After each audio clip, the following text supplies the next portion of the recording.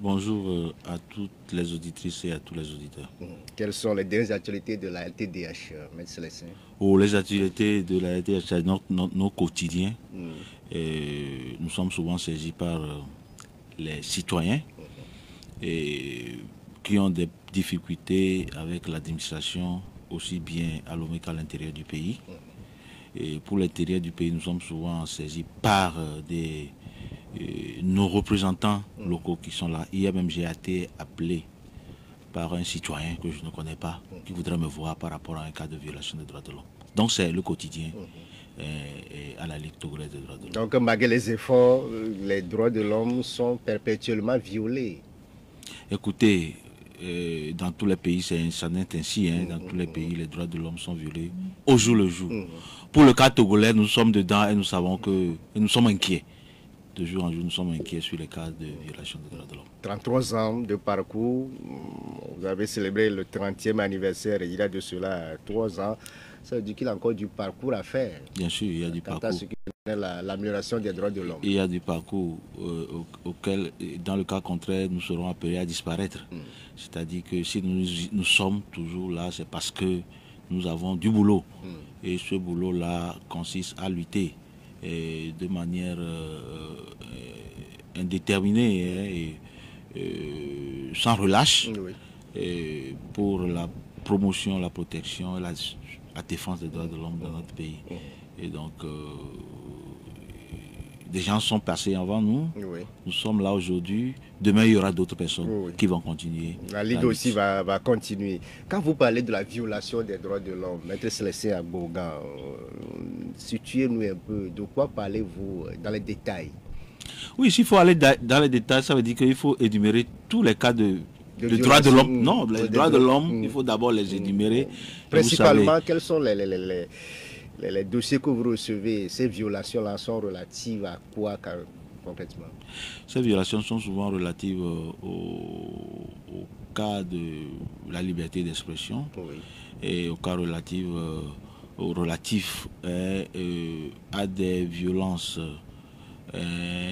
faites par certaines autorités ou bien certains agents qui sont dotés de la puissance publique, aussi bien à l'intérieur, nos représentants, les représentants de l'administration qui sont souvent à l'intérieur du pays, c'est souvent dans les lieux de détention, etc., dans les prisons ou au niveau de la gendarmerie ou de la police. Nous avons souvent de ces cas-là.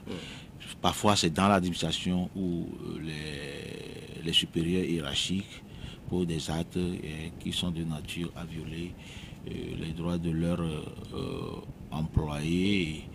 Et donc, nous sommes souvent saisis de ces cas. Et il y a également des cas des paysans qui sont souvent victimes des éleveurs, comment on l'appelle, les nomades, comment vous l'appelez, les bouviers justement, etc. Il y a beaucoup de ces cas-là également et que nous essayons de voir. Donc tout le monde peut saisir la LTDH, tout individu, tout citoyen togolais peut saisir sans protocole la LTDH s'il voit ses droits violés. Sans distinction aucune. Nous sommes souvent saisis même par coup de fil, comme je l'ai dit tout à l'heure, ou des gens qui se déplacent directement au siège de la Ligue et pour nous saisir de leur cas et nous faisons ce qu'il y a de faire. Ok. Et du côté, on sait que les droits de l'homme sont une quête permanente tous les jours. Il faut y travailler pour atteindre ces droits. Le Togo aussi, le gouvernement s'attelle pour sécuriser, pour mettre ses citoyens dans le droit. On va évoquer la justice militaire qui a commencé, bien qui a lancé officiellement ses travaux hier. Elle est opérationnelle depuis hier avec la prestation des 8 magistrats nommés par le chef de l'État.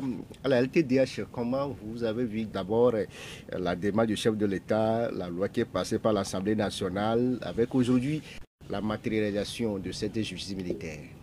Oui, avec l'adoption d'abord du code militaire, nous nous sommes dit, mais il y a quelque chose qui est en train de s'opérer. Et donc c'est une bonne démarche. Au fait, il va falloir que tout citoyen soit responsable devant la loi Et pour ce qui concerne les militaires, vous savez, c'est un corps entre guillemets intouchable dans le temps, où c'est difficile qu'il soit traduit devant la tribunal. Et c'est vrai, quelques cas où certains sont d'abord soumis à une sanction, à des sanctions disciplinaires, après traduits rarement devant les tribunaux.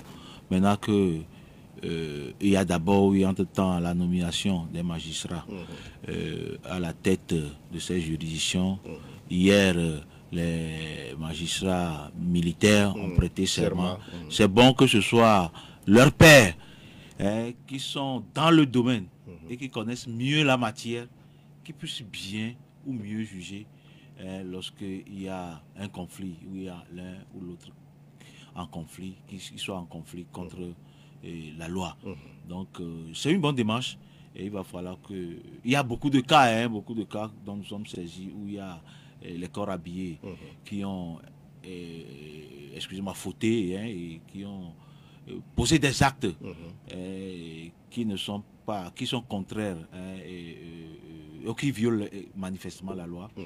Et donc je crois que c'est le moment de mettre chacun devant ses responsabilités. Donc ces hommes, ces hauts gradés de l'armée ne peuvent pas être jugés devant les tribunaux civils? Non, maintenant que dans le temps c'était comme un tabou. Et vous savez, est-ce que vous avez une fois, vous êtes journaliste, est-ce que vous avez une fois constaté qu'un officier de l'armée a été jugé ou soit jugé devant une juridiction ordinaire de droit commun? Non, moi je ne l'ai jamais constaté dans ce pays. Je crois que le code de justice militaire est établi dans ce sens et les procédures sont définies dedans. Donc c'est ces procédures-là que le tribunal militaire et la cour d'appel militaire vont donc respecter pour appliquer la loi. Ok. Par rapport au tribunal militaire, le président c'est Awal Ibrahim, qui est jusque-là le vice-président de la cour d'appel de Lomé. Il a comme assesseur Kossi Foli, Mondou, Laré. Il est conseiller, tous deux conseillers à la cour d'appel de Lomé. Pour la cour d'appel militaire, le président c'est Kokou Amegbo Otor, président de la cour d'appel de Lomé avant sa nomination. Les trois assesseurs qui l'accompagnent sont Ouro, Onaou, Kondo, Kossi et Djolevo. Et Kossi et Betonio, ancien ministre de la Culture. Pour certains Togolais, il faudrait que cette justice-là s'attelle à ces violations permanentes des droits des citoyens. On parle de ce qui s'est passé au moment du coronavirus, la situation au nord du pays avec le terrorisme. Et récemment aussi, ce dossier-là qui reste, il a 3 ans, non lucidé, l'assassinat de Majoulouba, le responsable de premier bir assassiné, nous le savons bien, le 4 mai 2020, dans son bureau. Des dossiers qui sont là, qui attendent d'abord ces tribunaux militaires et cours d'appel de l'OMS. Ça veut dire que normalement, ces magistrats ne doivent pas chômer en matière de dossiers étudiés. Absolument, c'est des magistrats chevronnés, c'est des magistrats qui sont avisés, qui sont compétents, nous leur connaissons. Vous le connaissez très bien. Très bien, de par leur expérience, de par leur travail, leur détermination à bien travailler. Ils ont fait leur expérience et nous ne doutons, moi personnellement je ne doute pas de leur efficacité à la tête de ces juridictions-là. Et donc ils ont du boulot. Il y a beaucoup, vous avez donné quelques exemples. Il y en a plein. Il y en a plein. Oui. Donc je crois que, comme vous l'avez dit, ils ne vont pas chômer. Et nous comptons, en tout cas moi je compte sur eux. Ok. Restons toujours dans le siège de la justice pour parler de la situation des détenus politiques au Togo. Maître Célestin Agbougan, vous êtes aussi l'une des figures de la justice vie togolaise. Chaque fois dans vos sorties, vous revenez sur la situation des détenus politiques au Togo, même si le gouvernement dit qu'on n'a pas de détenus politiques au Togo. Aujourd'hui, globalement, quelle est leur situation au niveau d'un TDH? Chaque fois vous faites des visites, globalement, quelles sont les situations de ces détenus-là? Vous savez, lorsqu'on parle de détenus politiques, nous autres, en tant que défenseurs des droits de l'homme, nous aimerons plus parler de détenus d'opinion. Lorsqu'on parle de ces personnes-là, c'est des gens qui, pour avoir exprimé leur opinion, pour avoir extériorisé leurs pensées sur la vie sociopolitique de notre pays, se retrouvent derrière les barreaux parce que ils ont dit quelque chose peut-être en des termes qui ont fâché, en des termes qui ont touché certaines personnes, certaines autorités. Donc, c'est ça que nous appelons détenus politiques de toutes les façons. Et donc, lorsqu'on nous dit qu'il n'y a pas de détenus politiques, peut-être que les gens ne seront pas d'accord avec ma définition. Mais nous, en tant que défenseurs des droits de l'homme, c'est la définition que nous faisons. C'est vrai qu'il peut y avoir des cas où des propos soient tenus et qu'une autre personne placée dans les mêmes conditions tiendrait ses propos autrement. Oui. Mais est-il que c'est une expression d'une volonté ou d'une opinion qui a amené cette personne-là en détention ou en prison? Donc aujourd'hui, il y en a. Il y en a, nous n'allons pas tout de suite, je ne vais pas citer des noms parce que je ne vais pas faire, si je veux citer, je ne pourrais pas tout citer. Lorsqu'il y a des gens qui militent dans un parti politique, qui ont créé une plateforme et qui expriment leur point de vue, et on les prend un beau matin pour dire, ah là, vous vous préparez à déstabiliser le pays. Est-ce que ça là, ce n'est pas des détenus politiques, ce n'est pas des gens qui veulent peut-être penser autrement ou agir autrement pour asseoir dans notre pays, ou faire asseoir, contribuer à asseoir dans notre pays un État démocratique l'État démocratique que nous voulons. Est-ce que ce n'est pas pour ça que ces gens-là luttent et on va les mettre derrière les barreaux jusqu'à ce jour, plusieurs années déjà.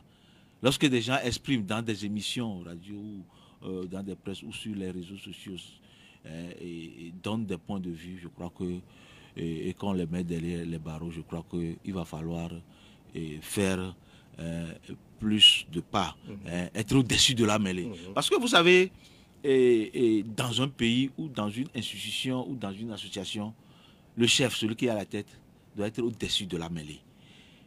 Un chef ne s'énerve pas vite comme les autres. C'est comme ça. C'est pour ça qu'il y a beaucoup de choses qui se disent ici, qui se disent ailleurs. Par rapport au chef de l'État, vous n'allez pas voir, il va porter plainte contre telle ou telle personne.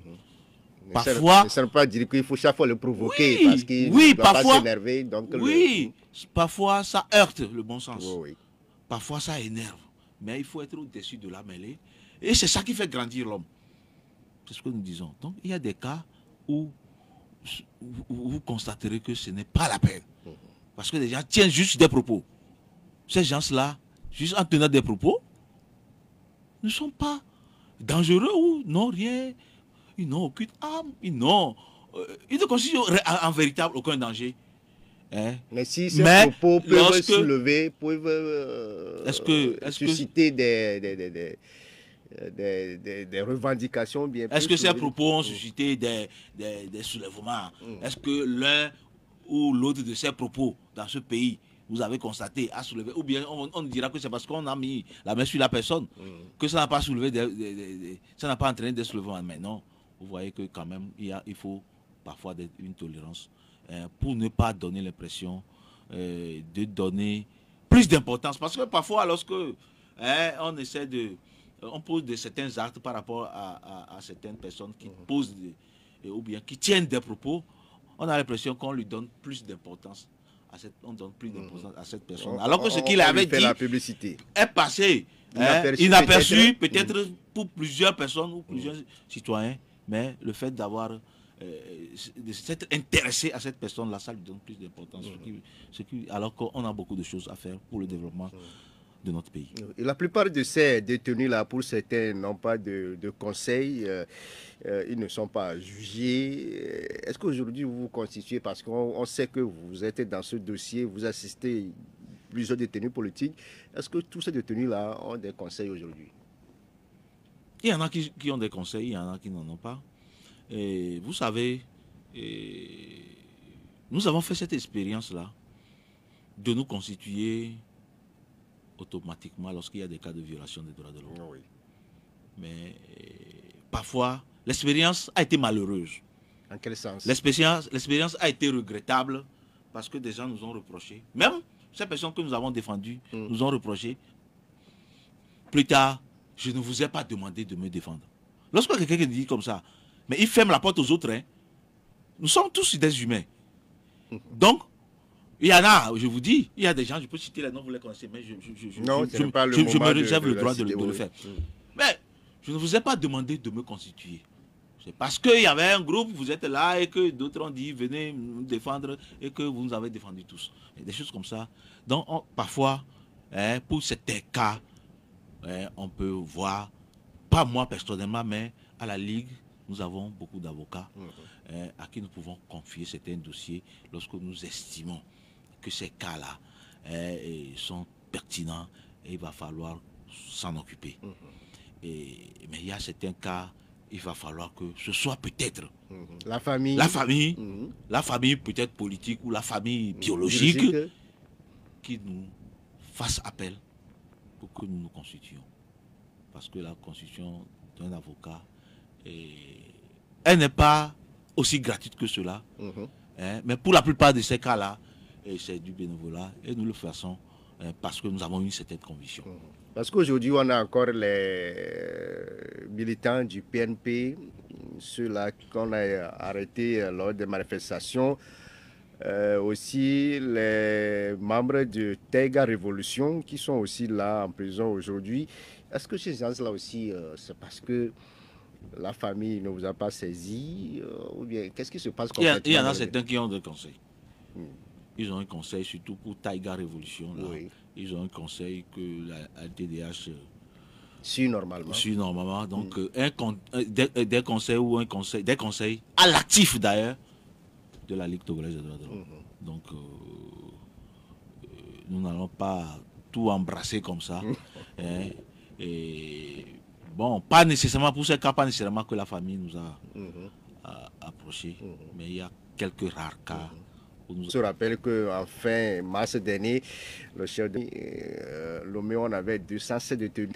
Oui, bien sûr. Vous savez, le chef de l'État a un pouvoir discrétionnel, un pouvoir par excellence. Le droit, le pouvoir de grâce, c'est lui seul qui pourrait donner. Il n'a même pas besoin d'en donner les raisons. Il donne la grâce et puis bon, malheureusement, il en a donné à certains. Ils sont nombreux, 352. Donc, mais nous sommes restés sur notre soif. Nous sommes repassés pour la plupart de ces cas-là. C'est des gens qui ont presque purgé leur peine. Leur peine, oui. Et puis, ce sont des gens, des petits larcins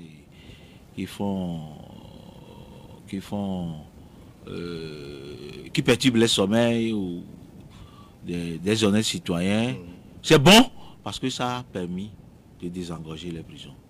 Mais ce serait encore mieux que ce soit...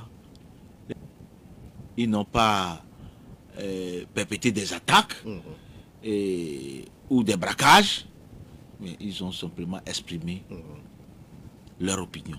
C'est vrai que ces opinions... Djimoré a retrouvé la liberté. Oui, à un mois de son séjour carcéral, à un mois de la fin de sa peine. Et c'est quelque chose aussi, parce qu'un jour de plus, un jour de détention, c'est beaucoup. 24 heures, c'est beaucoup. Mais on aurait dû faire ça plus tôt. On aurait dû faire ça plus tôt et on applaudirait. Mais là, bon, l'intéressé a accepté. Il peut refuser aussi. La grâce présidentielle, la grâce, ça se refuse. Il peut refuser. Il a accepté. Bon, c'est tant mieux. Ok. Et à ce moment-là, on avait eu des échos sur le cas de son demi-frère Kpacha Gnassingbé avec cette évacuation sanitaire entre griffes à Libreville au Gabon. Aujourd'hui, on se demande quelle est la situation. Est-ce que Kpacha Gnassingbé aussi fait partie de 352 détenus qui ont bénéficié de cette grâce? La situation avait suscité beaucoup de polémiques à ce moment-là. Au niveau de la TDH, est-ce qu'aujourd'hui l'horizon s'éclaircit par rapport à la situation Kpacha Gnassingbé? Non, personne n'a rien dit à personne. On a appris sur les médias que Kpacha Gnassingbé a été transféré au Gabon et ça s'est arrêté là. On ne nous dit aucune raison. Je suis sûr, et vous le savez d'ailleurs, Kpacha Gnassingbé ne fait pas partie des 352. qui ont bénéficié de la grâce présidentielle. Les noms sont là, ceux qui ont bénéficié. Vous avez eu la liste finalement? Non, on n'a pas eu la liste, mais les noms sont là. Ah bon. Ce n'est pas au moment. Est-ce que c'est au moment où on a fait la grâce qu'on a. Non, c'est avant même. Voilà. Donc, vous convenez avec nous que c'est un cas particulier, un cas différent. Et je crois que l'autorité doit communiquer sur cette situation-là. Le cas Kwatcha Nazibé, si ça préoccupe tout le monde, c'est parce que il n'est pas un citoyen ordinaire. Et nous savons les fonctions qu'il a occupées dans ce pays. Et nous savons dans quel cadre il a été condamné. Donc, à partir de ce moment-là, on ne peut pas le prendre comme ça et l'amener sans donner les raisons aux citoyens. Il faut communiquer. Maintenant, lorsqu'on ne communique pas, ça donne lieu à toutes les interprétations. Et je crois que c'est ça qui est dangereux. Quelqu'un va dire quelque chose, on va dire qu'il a mal parlé et on va le mettre derrière les barreaux. Parce qu'au départ, les gens parlaient d'une évacuation sanitaire. Pour certains, c'est un asile doré, préparé, mielé pour lancer député de la COSA. Et ça a donné interprétation dans tous les sens. Oui, des gens ont encore dit d'autres choses. Bon, je crois que ces gens auraient raison. Parce que, bon, le silence, ça ouvre la voie à toute interprétation. Je crois qu'il est temps maintenant qu'on nous dise pourquoi Kwatcha Nazibé est à Libreville. Et dans quel cadre. Qu'on nous éclaircisse. Nous sommes dans un État qui se dit État de droit. Nous sommes dans un État qui te dit État démocratique. Alors, lorsqu'il y a du flou autour de certaines choses, on n'est plus dans cette logique d'État de droit ni d'État démocratique. Donc la situation vous préoccupe aussi au niveau des organisations de défense et de protection des droits de l'homme. Absolument. Parce qu'on peut donner l'impression d'un enlèvement. Des gens en ont parlé. C'est-à-dire qu'en tant que défenseur des droits de l'homme, on ne peut pas concevoir qu'un citoyen qui est en détention, à la suite d'une procédure judiciaire, qui l'a condamné. Alors, un beau matin, on apprend que cette personne-là se retrouve au-delà des frontières. Alors, d'abord, nous penserons à une violation des droits de l'homme. Des droits de ce détenu-là. Justement, c'est de ça qu'il s'agit. Sauf si on vient nous dire, voilà, et par rapport à telle procédure, le juge, la juridiction a ordonné ceci ou cela. Ou qu'on nous dise que c'est une grâce présidentielle qu'il a libérée. En ce moment, il peut aller n'importe où. Ce n'est pas notre problème. Mais on ne nous dit rien, nous sommes inquiets. L'inquiétude. Si nous disons peut-être enlèvement, bon, personne ne nous en voudra. Ok. Par rapport à ce dossier, parce qu'on a encore d'autres qui sont en détention dans cette affaire de déstabilisation du pays, dont Temaï, capitaine Ati, dans aussi des prisons qui seraient aussi malades. Pour certains, s'il faut évacuer, mettre Séréssia Boga. Oui, absolument. Lorsque les gens sont en détention et qu'ils sont malades, il ne faut pas attendre que le pire arrive. Parce que c'est malsain, c'est mal vu qu'on dise qu'un détenu meurt en prison. Un détenu qui meurt en prison, mais vite, la responsabilité, c'est à l'État. Donc la personne est malade, et je crois qu'il faut prendre les dispositions pour qu'il puisse être soigné. Lorsqu'on ne peut pas, il ne peut pas bénéficier des soins sur le territoire national. Lorsque les moyens ne permettent pas, ou du moins les structures sanitaires ne permettent pas sur le territoire national, il faut l'évacuer, il faut les évacuer pour qu'ils bénéficient des soins adéquats et donc pour être en bonne santé au moment où ils seront en prison. Maintenant, si c'est après, ils sont libérés, ça c'est un autre débat. Est-ce que c'est aussi le droit de vous au niveau des grâces? Parce que la question se pose, qui sont-ils réellement, ces 352 détenus? Parce qu'aujourd'hui, on n'a pas leur liste. Est-ce qu'on doit le réclamer aussi, cette liste, de la part des autorités pénitentiaires ou bien du gouvernement? Oui, je crois que c'est une information qui a été publiée. C'est une information qui a été publiée et sur les médias. Oui. Et les autorités vous ont... Je crois que lorsque vous allez chez l'autorité compétente, lorsque vous allez chez le garde des Sceaux, il vous donnera les orientations pour avoir accès à ce décret-là. Parce que c'est un décret qui est publié. Oui. Alors, on parle de grâce présidentielle.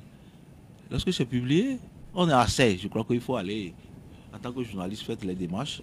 Et je crois que moi, je n'avais pas l'idée personnellement. Je crois que mes collègues du bureau ont émis l'idée pour qu'on voit à peu près réellement ceux qui ont été libérés. Bon, mais comme pour d'autres, comme il n'y avait pas certains dans la liste, ceux qui nous préoccupaient plus, donc il ne faut pas trop, mais je crois que c'est important, et c'est nécessaire, et en tant que journaliste aussi, vous pouvez faire les démarches investigation pour avoir ça. Ce n'est pas un document discret, un document secret. Okay.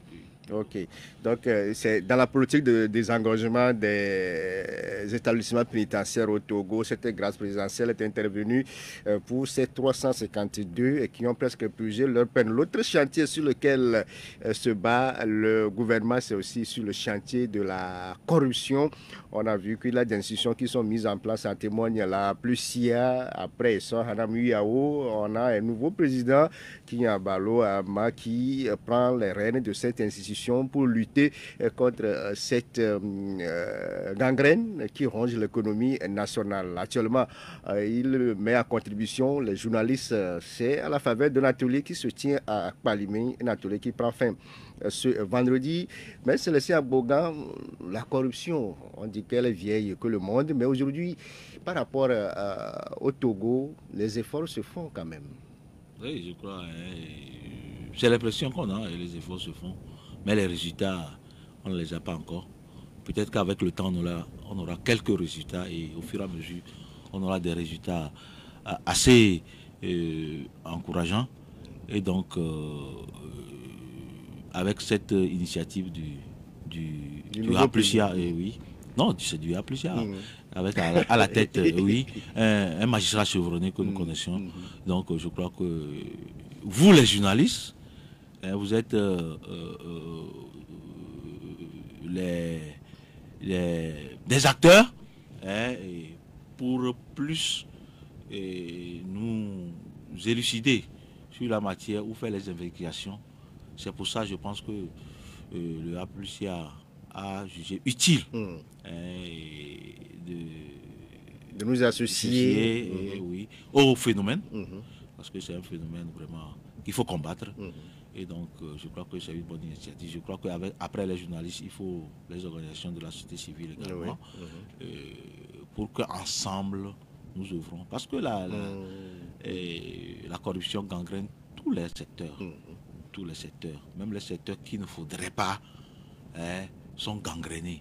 Et pas... Parce qu'on cite parfois au niveau de la justice, vous travaillez que c'est aujourd'hui un sport favori pour vous parce que le président l'avait dit, le président de la cour d'appel, de la cour constitutionnelle l'avait dit qu'après le football, c'est la corruption qui est le deuxième sport le plus pratiqué aujourd'hui, surtout au niveau de la justice. Non, si vous dites que c'est un sport favori pour nous à la justice, je dirais, bon, il ne fallait pas le dire dans ce sens-là. C'est que ça existe. Et je vous jure que tous les magistrats ou tous les membres du corps judiciaire ne sont pas corrompus, ne sont pas corruptibles. Donc, il y en a, comme dans toute société, il y a des brebis galeuses. Donc, c'est vrai qu'on pointe du doigt la justice parce qu'en réalité, la justice devrait être le dernier rempart. Lorsqu'il y a la corruption ailleurs, la justice devrait sanctionner. Maintenant, toi qui dois sanctionner, si on trouve ces choses-là en ton sein, je crois que c'est ce qui est grave. Donc, je crois que, comme j'ai dit, ça gangrène tous les secteurs. Il va falloir que nous tous, et nous nous impliquons. Mais comment réorienter la lutte contre ce phénomène pour avoir des résultats? Parce qu'on voit ailleurs, à côté ici au Bénin, on a des tribunaux qui sont spécialisés pour ça. Chaque fois, il faut démanteler les réseaux en RDC, dans d'autres pays. Mais au Togo, comment on doit mener la lutte pour démasquer, pour quand même arriver à zéro corruption? Non, on ne peut jamais arriver à zéro corruption quand même. Mais comme vous avez cité le cas du Bénin, des Congo, tout ça là, ils ne sont pas encore arrivés à zéro. Mais il faut prendre leur exemple. Je crois que là où il y a de bons résultats ou des résultats à peu près satisfaisants, il faut suivre leur pas et procéder, voir comment ils ont procédé. Et puis je crois que... Mais vous savez, il y a une réalité, il n'y a pas de corrompu, soit corrupteur. C'est-à-dire que c'est ceux qui corrompent ou prennent des dispositions pour corrompre, qui sont également concernés. Parce que ce n'est pas seulement les corrompus avec qui on doit avoir affaire. C'est ceux-là qui sont là. Parfois, le corrupteur ou le corrompu n'est pas disposé à être corrompu. Mais c'est le corrupteur qui le provoque ou qui prend des dispositions ou qui met en œuvre des stratégies pour amener l'autre également qui peut-être par moment s'affaiblit ou du moins est tenté, tombe dans la tentation. Donc je crois qu'il va falloir, c'est à tous les niveaux, hein, nous les citoyens, tout le monde, et il faut prendre le mal par la racine. Et je crois que ça doit faire l'objet de l'atelier qui se tient présentement à Palimé, et pour creuser l'abcès. Aujourd'hui, je vais avoir ma carte dans son identité, je vais avoir mon dossier prêt, je glisse 500 000 francs. On t'appelle, est-ce que tu connais quelqu'un au commissariat, pour m'orienter, pour sur la route comme ça. Est-ce que tu connais quelqu'un ici, tu connais quelqu'un là-bas? C'est ça, c'est un élément de la corruption. Ah bon? Oui, vous savez que pour faire une carte d'identité au commissariat, il y a tel document qu'il faut produire.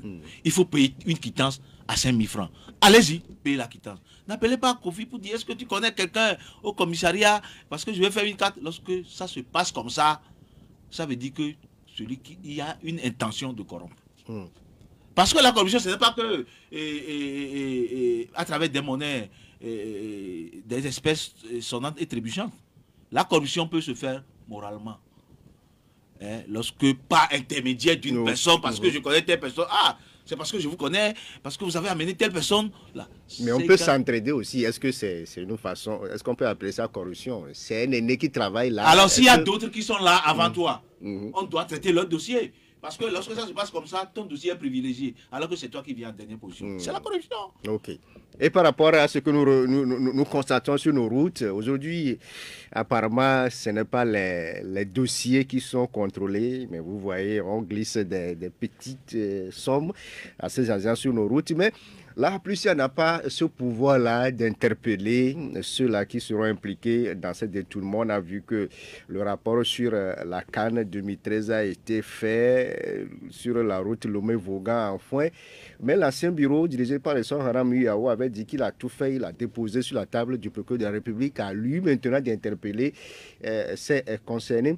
Est-ce que vous pensez que le pouvoir de la police est limité en ce sens? Bon. La police a été instituée, en fait, est une institution de la République. Et chaque institution de la République a son devoir. Et la police est là pour mener des investigations, recueillir les cas de corruption. Mais la police n'est pas une juridiction. La police ne peut pas juger, ne peut pas poursuivre les personnes qui sont suspects ou qui sont impliquées dans les cas de corruption. C'est une juridiction. Même si on peut dire que leur pouvoir est limité, non, je ne pense pas. Leur pouvoir s'arrête au niveau de la publication, de la production de rapports. C'est leur pouvoir. C'est leur pouvoir. Et le pouvoir judiciaire aussi est là. Donc, faisons la part des choses. Chacun n'a qu'à assumer ses responsabilités et puis c'est tout. Ok. Le recensement électoral dans la première zone démarré le 29 avril a pris fin le 8 mai dernier. Ceci après les 2 jours de prorogation accordés par la CENI pour permettre à ceux-là qui n'ont pas pu avoir leur carte d'électeur de les avoir. Mais aussi, ils sont nombreux, ces potentiels candidats qui n'ont pas encore cette carte d'électeur. Globalement, au niveau de la TDH, pour cette première zone, ces 10 jours de recensement, quel constat vous avez fait? Nous avons fait le constat que tout le monde a fait. Le constat, c'est que d'abord, au départ, il y a eu vraiment du retard pour démarrer. Et ces retards sont liés à la défectuosité, au caractère défectueux du matériel de recensement.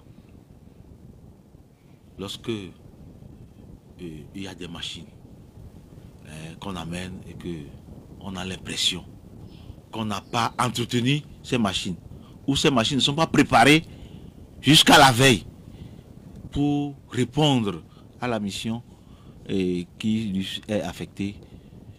Lorsque il y a d'autres éléments, les imprimés, les cartes, et les imprimés de cartes, tous les éléments qui rentrent dans le processus. Tantôt c'est fini, c'est épuisé, on dit ceci, tel élément n'est pas là, tel matériel sont épuisés, je ne sais pas pourquoi. Parce qu'en réalité, la CENI qui organise le recensement électoral doit avoir une idée globale sur le nombre à peu près des personnes qui sont susceptibles de se faire recenser dans tel centre de recensement et dans tel autre. Malheureusement, on donne peu de matériel et à un niveau donné, à un moment donné de la journée, on dit c'est épuisé et des gens sont dans la queue et ils repartent. Ils reviennent le lendemain et parfois c'est 3 ou 4 jours après que les gens sont recensés. Et par moment, par endroit, vous verrez, on a l'impression que les gens ne sont pas formés. Ou des gens ne maîtrisent rien, ne connaissent rien à l'outil informatique, mais on les place dans les bureaux de vote pour faire le recensement. Donc c'est beaucoup de choses qui ont entraîné et qui ont entraîné la violation des droits, parce que là, il y a une violation des droits des citoyens qui n'ont pas pu se faire recenser, non pas parce que ils ne l'ont pas voulu, mais parce que la CENI a failli dans l'organisation. Ok. On marque la pause, on revient pour dire est-ce que les citoyens aujourd'hui, parce que pour certains c'est leur droit d'avoir le carte d'électeur, aujourd'hui ceux qui n'en ont pas et ceux qui se sont présentés devant ces CRV-là, ont-ils encore la capacité de porter plainte contre IS? Madame, monsieur, nous sommes en termes de droit. On marque la pause, on revient avec Maître Célestin Agbogan, le président de la Ligue togolaise des droits de l'homme. Regarde-toi. Qui veux-tu être? Peu importe d'où tu viens. Crois en toi. Travaille dur. Casse les codes, pas les règles. Prends les bonnes décisions et si tu persévères, rien n'est impossible. Car dans la vie, tout est une... Audi, nous avons encore un quart d'heure devant nous à brûler pour la fin de cette émission. Notre invité, c'est Maître Célestin Agbogan, président de la Ligue togolaise des droits de l'homme, qui est avec nous. Nous étions sur le recensement électoral dans la première zone, après plusieurs couacs constatés ici et là. Et ces potentiels électeurs-là qui sont partis prendre leur carte d'électeur, mais n'ont pas pu aujourd'hui. Vous disiez que c'est leur droit et ils ont quand même cette opportunité-là de réagir, de faire tout pour avoir cette carte d'électeur, Maître Célestin. Oui, je crois qu'ils ont fait l'essentiel en se déplaçant. Beaucoup se sont déplacés pour se faire enrôler. Malheureusement, ils n'ont pas pu. Et je crois que c'est dû au dysfonctionnement et aux difficultés que le gouvernement a si bien relevées dans un communiqué. Et je crois qu'il va falloir que la CENI prenne la mesure de la chose. Et puis, elle a commencé d'abord en prorogeant de 2 jours, mais c'est trop peu. Puisque à la fin de ces 2 jours, vous constaterez qu'il y a beaucoup qui ne sont pas enrôlés. Moi-même, j'ai été enrôlé in extremis. Mais dans un centre où, j'avoue, les agents, le censeur, toutes les équipes, ils étaient très disciplinés parce que nous avons mené nos investigations. La Ligue, nous avons fait un peu de monitoring pour voir comment ça se déroule. Et le centre de CEG de Tochi, ils ont été quand même impeccables. Les témoignages que nous avons recueillis ont révélé qu'ils ont fait un bon travail. Et moi j'ai été recensé même le dernier jour là, le lundi là, le 8 mai. Le 8 mai, après 16 heures. Et après moi, il y a des gens qui se sont fait enrôler parce qu'ils étaient dans la queue. On devait fermer à 16 heures. Oui, mais on n'a pas fermé à 16 heures. C'est pour dire que il y a des gens quand même qui ont voulu faire de bon travail. Et ils l'ont fait à ce niveau. C'est pour ça que moi je les félicite. Puisque moi je faisais le tour et j'ai dit je vais venir m'inscrire là où je devais voter. Donc je suis venu un peu avant 16 heures quand même. Je pouvais, mais... On voulait accorder cette faveur-là. là, j'étais venu avant, donc c'était pas encore une faveur. Hein? Mais c'est après 16 heures que j'ai été enrôlé, parce qu'il y en a beaucoup. Fait la formalité avant 16 heures. Mais est-ce que vous pensez, comme les partis politiques, qu'il faut reprendre l'opération dans la première zone? Absolument, il faut continuer. Il faut donner davantage de délai. C'est-à-dire, il faut ajouter quelques jours, hein, pour parfaire le travail qu'on a commencé. Et je crois que la CENI a un peu compris. En repoussant l'opération dans les 2, 3e à une date ultérieure. C'est parce qu'ils ont constaté qu'il y a eu des problèmes. Et ces problèmes ne sont pas encore résolus. Si ces problèmes étaient résolus, ils allaient continuer à la date prévue. Ces problèmes ne sont pas encore résolus, donc il va falloir prendre du temps pour résoudre. Maintenant, lorsqu'on résout ces problèmes, mais il faut régler les difficultés ou du moins les défaillances constatées dans la première zone avant de poursuivre. Ou lorsqu'on poursuit, il faut revenir quand même pour que ceux qui sont là, dont leurs droits ont été violés parce qu'ils n'ont pas été enrôlés, et prochainement ils ne voteront pas, parce que c'est le droit au vote, tout citoyen a le droit de voter. Hein? Aujourd'hui, le vote n'est pas une obligation, mais c'est un droit et un devoir. Donc, celui qui ne le fait pas, non pas parce qu'il ne l'a pas voulu, mais parce que l'État n'a pas mis les moyens nécessaires pour qu'il vote, il voit ses droits au vote ou son droit au vote violé. Ces recensements rentrent dans le cadre des prochaines élections législatives et puis les régionales. Et pour certains déjà, le processus est enrhumé par ces dysfonctionnements constatés, mais est-ce que c'est pas trop tôt? Oui, enrhumé, mais on peut traiter le rhume. Le rhume, ça se traite, il faut traiter. C'est tout. Enrhumé, ça ne veut pas dire que c'est foutu. Enrhumé, ça ne veut pas dire que c'est foutu. Donc, je crois que le rhume, c'est un mal qu'il faut guérir. C'est tout. Donc, il faut recorriger. Il faut recorriger là où il y a... Pour une fois de bon. Absolument. OK. Et globalement, comment vous voyez le processus lancé au niveau des OSC, au niveau de la TDH? Bon, de toute façon, un processus électoral, c'est une bonne chose parce qu'il faut choisir les dirigeants du pays dans toutes les contrées qu'il le faut. C'est vrai que parfois, on se demande pourquoi on se précipite pour certains cas, mais lorsqu'on veut le faire, il faut bien le faire pour qu'il y ait la transparence. L'expérience a montré que les élections, dans notre pays, la plupart des élections, sinon presque toutes les élections ont été contestées. Contestées parce que c'est contestable. Mais faire en sorte que désormais, que ce ne soit pas contestable. En ce moment-là, nous nous en réjouissons. Que une élection dans ce pays soit désormais une occasion de fête et non une occasion de se chamailler, de se tirer les balles ou je ne sais pas, de se bagarrer. Mais il faut faire en sorte que les élections continuent une fête. Et que les citoyens se reconnaissent des élus. L'actualité cette semaine, c'est aussi cette visite du chef de l'État, Fornia Sigbe, chez son homologue français Emmanuel Macron le 10 mai dernier. On se rappelle qu'en 2021, en avril, le chef de l'État a été reçu par Emmanuel Macron. Aujourd'hui, pour cette visite, on a reçu le chef de l'État en tant qu'un artisan de paix dans la sous-région. En témoigne son intervention dans les différentes crises. On parlera du Mali, du Burkina Faso, de la Guinée, surtout la libération des 49 militaires détenus, jugés à Bamako récemment. Maître Célestin Aboga, on peut dire que le chef de l'État, ses actions ont valu pour cette visite à Élysée. Ou est-ce que c'est... Bon, si c'est ses actions, c'est tant mieux. Qui lui ont valu une visite à l'Élysée, parce que bon, je ne sais pas si la visite à l'Élysée est conditionnée par des actions sur le plan international ou sous-régional. Mais est-il qu'il s'est rendu à l'Élysée? Et comme vous l'avez dit, il a fait des missions de bons offices dans certains pays de la sous-région qui ont payé.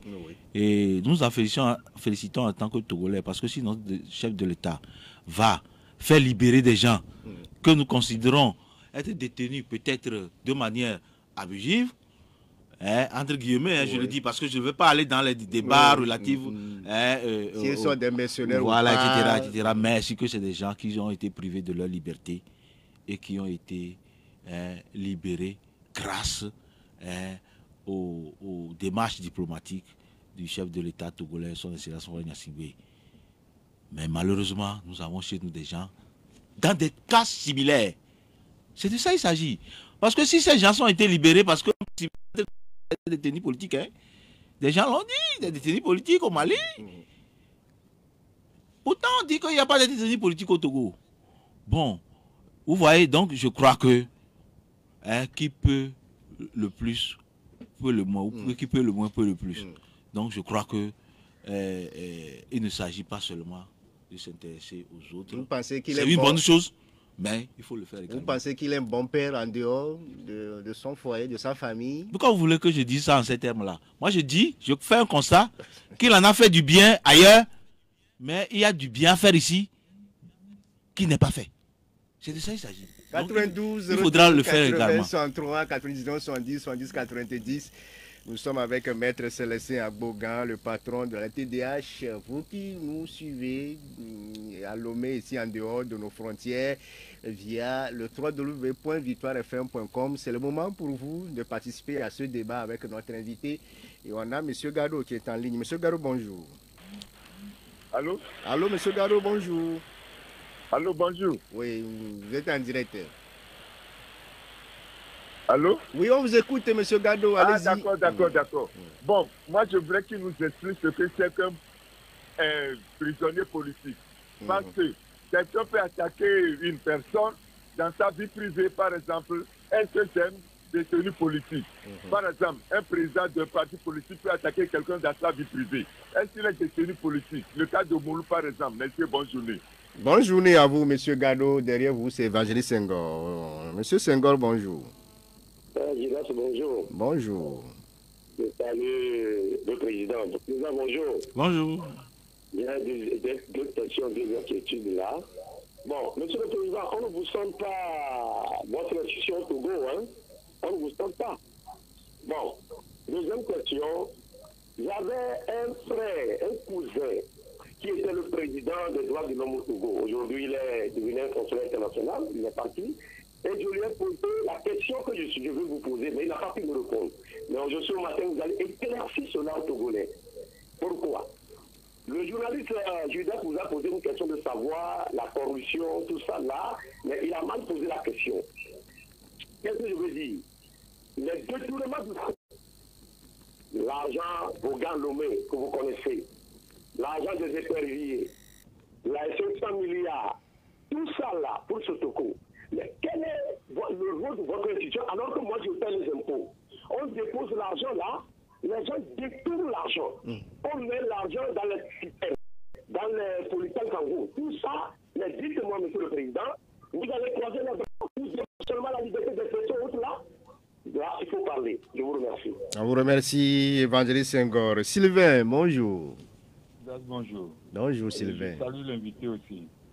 Et pour ces histoires de détenus politiques, franchement, ceux qui sont libérés par la grâce présidentielle, les 500 et quelques personnes, est-ce que le monsieur, il est en contact avec ces messieurs qui sont vraiment libérés? Et sur le cas Pacha, bon, c'était une affaire politique qui est devenue, je ne sais pas quelle alchimie, une affaire familiale. Et finalement, le chef de l'État a décidé de libérer son frère. On dit souvent nos victimes communes, mais non. Donc, franchement, ça ne nous concerne pas. C'était une affaire politique. Mais c'est devenu une affaire familiale. Donc, le chef de l'État a trouvé bon d'élargir son frère. C'est tout. Ok. Bon, merci. Merci beaucoup. Monsieur Agbovon nous appelle depuis Zanguera. Bonjour, monsieur Agbovon. Bonjour, monsieur Judas. Ok, vous êtes en direct. Maître, bonjour. Bonjour. Oui. Bon, je vais dire ceci. Bon, je veux parler de la visite de notre chef d'État à l'Élysée. Mais pourquoi, s'il y a un chef d'État qui fait cette visite-là, on trouve ça comme c'est une prouesse ou bien... Pourquoi? Moi, je ne comprends pas ça. Pourquoi les visites de nos chefs d'État africains, que ça soit en Europe ou ailleurs, on trouve que ça, c'est précieux, quoi. On te sous-estime, je ne comprends pas. Alors que ces chefs d'État-là, qui sont dans un mètre carré là-bas, alors que chez nous ici, nous sommes dans une chambre salon, Et on prend ces gens-là plus mieux que nous. Ok. Bon, deuxièmement, Oui. les recensements électoraux là, les recensements électoraux qui se font là, le président même a compris, il a sous soin ce qui doit se passer dans les zones 2. Oui. Il faut qu'on fasse ratissage à Lomé, grand Lomé, avant de repartir. Parce qu'il y a plus de nombre de gens qui sont restés sur le carreau, qui ne se sont pas recensés. Moi, j'étais dans un CRV à Zanguera ici. Je connais tout ce que je peux vous dire là. Merci beaucoup. Merci beaucoup à vous, M. Agbovon. Bien des choses sur laquelle nous suivons actuellement sur la 96.3 depuis Zanguera. 4 interventions totales pour M. Gado. Lui revient sur ce concept de prisonnier politique, ceux-là qui s'attaquent à la vie privée des présidents. Globalement, le cas Oumoulou aussi. Bon, je crois que lorsque les gens parlent de... je crois avoir expliqué oui, le concept de détenu d'opinion ou détenu politique. Mais lorsque tu t'attaques à la vie privée d'un chef d'État ou d'une autorité de l'État, bon, c'est assimilé à une diffamation et on pourrait te poursuivre. Mais j'ai expliqué ça tout à l'heure, qu'il y a des choses auxquelles on n'a pas besoin de prendre une si grande importance, surtout lorsque on est à la... On est un chef. Pour ne pas trop donner l'importance à des choses inutiles. C'est ce que j'ai dit. Et parfois, il faut faire preuve d'indulgence et de tolérance pour ne pas trop s'intéresser. Oui. Donc, je crois qu'il y a des cas où ça rentre dans la vie privée, d'autres, oui. Mais ce n'est pas évident. Oui. Pour Senghor, lui, il estime que la TDH est absente ces derniers temps sur le terrain. Et par rapport à la corruption, il revient sur les détournements de fonds au niveau de la TDH. Est-ce qu'il faut se taire et dire qu'on va défendre seulement les droits des personnes et laisser ces détournements-là, ces auteurs-là continuer, se pavaner en ville, comme cela se dit? Mais monsieur Senghor, il m'étonne. J'ai souvent suivi ces interventions, mais ça, il m'étonne. Parce que le Togolais pense que quand tu cries chaque fois, là, c'est en ce moment que tu es sur le terrain. Je vous ai dit tout à l'heure que nous avons fait un monitoring. Le cas du recensement électoral. Monsieur Senghor ne nous a pas vus. Mais il va dire que nous sommes... Parce qu'il ne nous a pas vus, il va dire que nous sommes absents sur le terrain. C'est comme ça le Togolais. C'est quand vous criez. Oui, il y a des moments où il faut crier. Il y a des moments où il faut élever la voix. Mais il y a beaucoup de choses que nous réglons. Beaucoup de cas de violation que nous réglons par simple coup de fil. Lorsque nous produisons les rapports chaque année, nous sommes l'une des associations qui produisons nos rapports d'activité et parfois des rapports sur des cas de violation des droits de l'homme régulièrement. Lorsque nous produisons un rapport, vous verrez que chaque fois... Vous relevez tous ces aspects. Puisque nous invitons toujours la presse. Et vous verrez que nous énumérons des cas de violation que nous avons réglés juste par simple coup de fil. Et un chef ou un préfet dans une localité, un gendarme quelque part reculé dans le pays qui a fait quelque chose, nous appelons et c'est réglé parce qu'ils ont entendu la Ligue. Ou bien, si ça ne se résout pas, nous appelons leur supérieur hiérarchique et dans l'immédiat, dans les minutes qui suivent, ça se règle. Alors ça, là, nous allons alors encore crier. C'est pas au moment où nous faisons en vain, c'est-à-dire que nous luttons en vain, et que nous avons estimé que mais cette fois-ci, là, il faut sortir, il faut alerter que nous faisons. Donc, bon, peut-être il a raison de dire que nous n'entendons pas, mais par rapport au détournement et par rapport au... Quand nous parlons de respect des droits de l'homme, ce n'est pas seulement, comme il le dit, de cas-là. Ça fait partie. Et nous menons des actions. Nous allons, les actions que nous menons d'abord, il y a ce qu'on appelle la diplomatie des droits de l'homme. Nous le faisons beaucoup. Et pour d'autres cas, pour certains cas, je ne vais pas tout révéler ici. Vous aurez de pour Sylvain, l'affaire Pacha Niassingbe est une affaire politico-familiale. Le chef de l'État a vu finalement que ce son frère l'a libéré. Pas polémique pour lui. C'est une affaire d'État. Parce que Pacha Niassingbe a été condamné pour atteinte à la sûreté intérieure de l'État. Tu fais partie de l'État, je fais partie de l'État. Donc c'est tous qui sont concernés. Non, ce n'est pas une affaire... Et maintenant, quand il parle de libération, est-ce qu'on lui a dit qu'il a été libéré? Okay. Qui lui a dit ça? Ok. Pour M. Agbovon, il faut reprendre le recensement, c'est vrai, mais pourquoi on fait trop de bruit autour de la visite de chef d'État à Élysée? Oui, souvent on le fait parce que n'est pas admis à l'Élysée qui veut. Oui, parce que parfois on tient compte de certaines choses. Oui, Là, oui. vous avez oui. Oui, parce que vous savez, la France, c'est un exemple de démocratie et que les États africains, les anciennes métropoles ont adopté. Donc, c'est un bon élève. Parfois, on estime que c'est le bon élève qui est reçu. Donc, si tu n'es pas reçu, toi-même, tu te... En 2 secondes, un mot de la Ligue pour la suite de recensement pour le Togolais, pour finir ce débat, Maître Célestin Bogan. Oui, je voudrais que les Togolais aient la patience et aient foi en l'avenir, parce que là, je pense que la CENI, par rapport à cette nouvelle stratégie ou à cette nouvelle information qu'il nous a donnée par rapport au recensement, voudrait faire profil bas pour corriger les choses. Et je ne voudrais pas que je sois honni. Je ne voudrais pas être déçu parce que moi je compte sur la CENI pour régler ça. Je ne voudrais pas que la CENI, après on me dit que toi tu as compté sur la CENI et la CENI t'a déçu.